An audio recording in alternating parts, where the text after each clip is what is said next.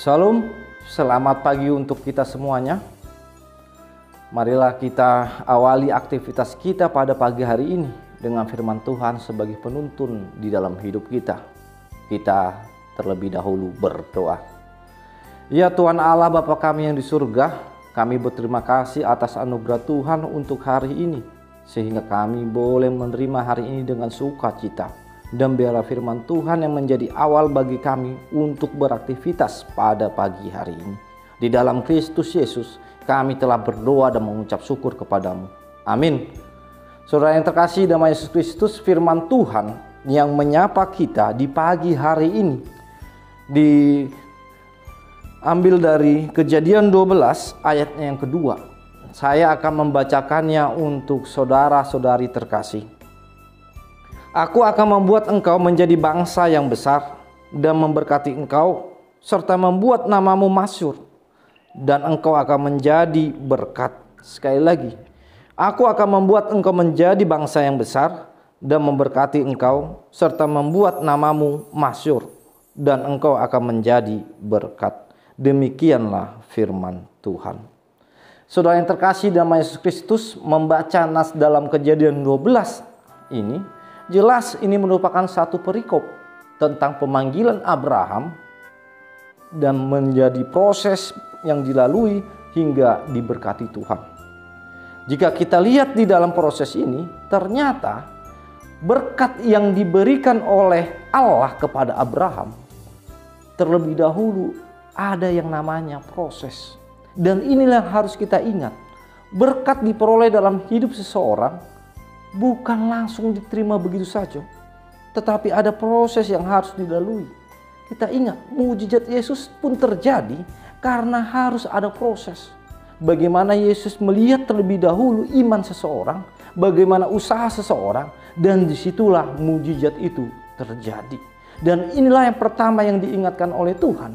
Bagaimana kita menerima berkat, laluilah proses terlebih dahulu, tidak instan. Dan kita ingat di dalam Pemazmur juga mengatakan bekerjalah, contohlah semut, yang artinya ada suatu proses yang harus dijalani. Itu yang harus kita pegang. Proses-proses itulah yang harus kita lalui. Yang kedua, ternyata memang di dalam Alkitab juga proses itu dibungkusi dengan yang namanya ketaatan. Bagaimana ketaatan Abraham menjalani proses-proses tersebut yang akhirnya menjadi dapat berkat. Begitu juga kita di tengah-tengah kehidupan kita harus ada yang namanya ketaatan kepada Tuhan. Dalam proses ketaatan inilah kita memperoleh yang namanya berkat. Di Alkitab kita sering melihat bagaimana ketaatan-ketaatan yang ditunjukkan oleh orang-orang percaya pada saat itu. Bagaimana janda Sarfat yang melihat realita kenyataan hidupnya bahwa dia harus mati karena tidak memiliki makanan. Tetapi Elia berkata, dia harus memberikan gandum yang ada tersisa, tepung yang ada tersisa dalam hidupnya.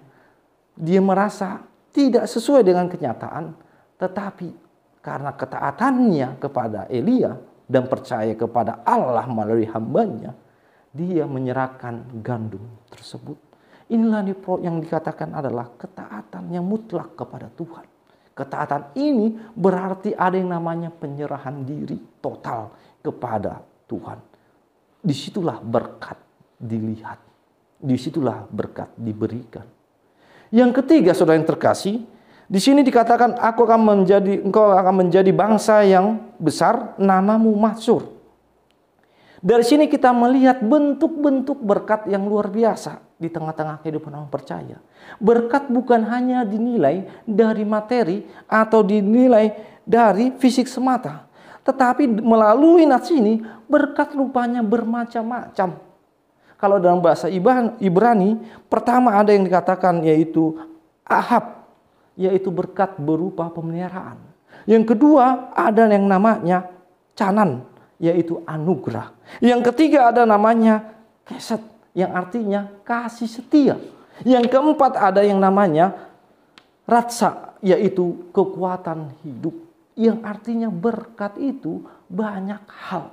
Jangan kita melihat bahwa berkat itu hanya semata bentuk materi barang atau sesuatu hal, tapi berkat bermacam-macam. Kita rimangi, kita renungkan dalam hidup kita, begitu banyak berkat-berkat Tuhan yang kita terima, yang kadang kita tidak menyadarinya, dan kita hanya menilai dari berkat materi-materi.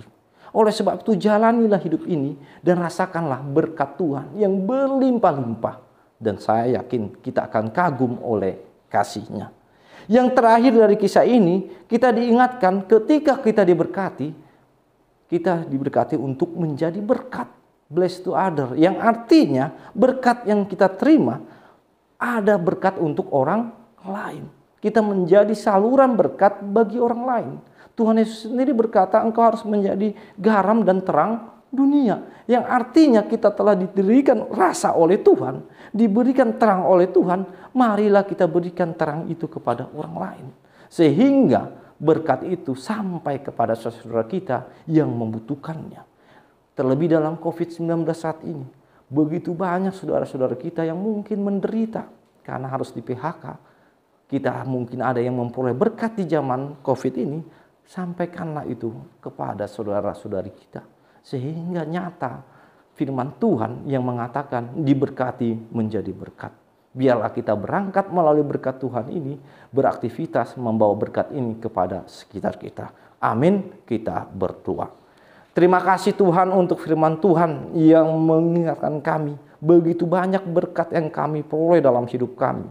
Sehingga kami boleh menyadarinya dan boleh menyampaikannya menjadi saluran berkat bagi orang lain. Ajarilah kami untuk mensyukuri apa yang kami peroleh. Sehingga kami boleh memberikan yang terbaik kepada saudara kami, terlebih kepada gerejamu. Terima kasih Tuhan, berkati seluruh pelayanan gerejamu. Berkati pendeta, berkati majelis, agar kami boleh memberikan yang terbaik kepada jemaatmu. Sertai jemaatmu di dalam COVID saat ini, agar selalu dalam senantiasa penyertaan Tuhan. Selalu diberkati kesehatan agar boleh beraktivitas di tengah-tengah kehidupannya. Terima kasih Tuhan, dalam Kristus Yesus kami telah berdoa. Kasih karunia Tuhan kita Yesus Kristus, kasih Allah Bapa dan persekutuan Roh Kudus, itulah menyertai saudara dari sekarang sampai selama-lamanya. Amin. Shalom, Horas, salam sehat HKBP Setia Makassar.